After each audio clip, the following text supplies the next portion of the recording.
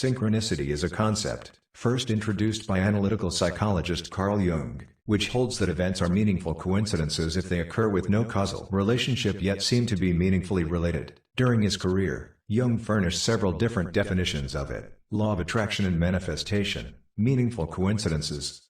Examples of synchronicity: we must assume every event has significance and contains a message that pertains to our questions. This especially applies to what we used to call bad things. The challenge is to find the silver lining in every event, no matter how negative. I don't think that anything happens by coincidence. No one is here by accident.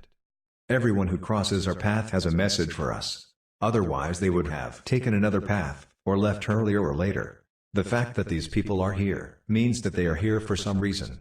You are suffering with financial difficulties, yet money for basic expenses such as rent, food, and utilities always manifests. You begin to trust this. At first you thank the universe or God, then you realize that you create this abundance. You are learning to watch how you manifest. And why? Watching yourself from outside the box. You have just received your last check from unemployment when suddenly a job comes along. You walk into a bookstore not knowing what to buy, and the book you need falls from a shelf and practically hits you over the head. You have been feeling ill with no clear diagnosis. You meet someone who knows a doctor or healer with the answers. All physical problems stem from emotional issues. Your soul will point out the patterns and hopefully the solutions. When the person is ready to heal, the doctor will be there. That person will often show up by synchronicity. This all stems from various levels of depression and self-sabotage, stemming from one's DNA or life experiences that have worn them down. When you are confused and in emotional pain, you either have trouble manifesting synchronicities, or they are major learning lessons. There is a sudden realization which seems to be for one reason, but later you find much more than you bargained for as the synchronicities rapidly occur, as if a domino effect.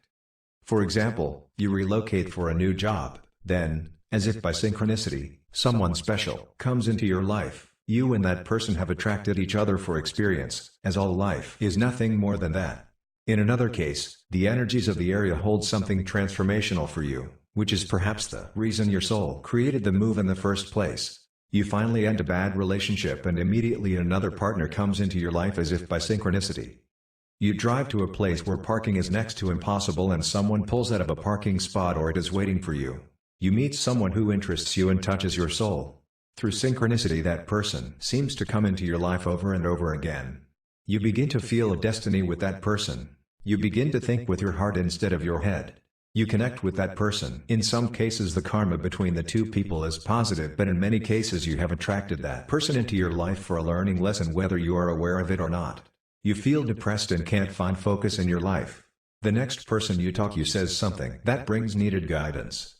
In a world of wounded souls and evolving consciousness, answers to help and guide will come more quickly and from different sources than in your past. Learn from those who come along, but never become codependent. A well-known example of synchronicity involves the true story of French writer Émile Deschamps. In 1805 he was treated to some plum pudding by Monsieur de Fontgibaud. 10 years later he encountered plum pudding on the menu of a Paris restaurant, and wanted to order some, but the waiter told him the last dish had already been served to another customer, who turns out to be Monsieur de Fontgibaud. In 1832 Émile Deschamps visited a restaurant with a friend and is once again offered plum pudding. He recalled the earlier incident and told his friend that only Monsieur de Fontgibaud is missing to make the setting complete. At that moment a senile Monsieur de Fontgibaud enters the room by mistake. Probability theory can attempt to explain events such as the plum pudding incident in our normal world, without any interference by any universal alignment forces. However, the correct variables required for actually computing the probability cannot be found. This is not to say that synchronicity is not a good model for describing a certain kind of human experience. But, according to the scientific method, it is a reason for the refusal of the idea that synchronicity should be considered a hard fact, i.e., an actually existing principle of our universe. An excerpt from Jung's Carl Jung and Synchronicity says, "A young woman I was treating had, at a critical moment, a dream in which she was given a golden scarab. While she was telling me her dream, I sat with my back to the closed window. Suddenly I heard a noise behind me, like a gentle tapping. I turned round and saw a flying insect knocking against the window pane from outside. I opened the window and caught the creature in the air as it flew in.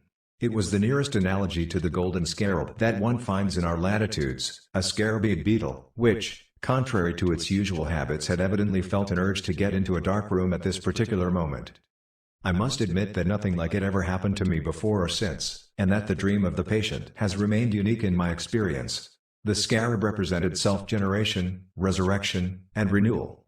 Two interesting movies that touch upon, or base entirely, their premise on synchronicity and well worth a watch. Are I Love Huckabees? Search for I Heart Huckabees as a love heart replaces the love in the title. And of course, the Celestine Prophecies. Both describe synchronicity in vivid understandable terms.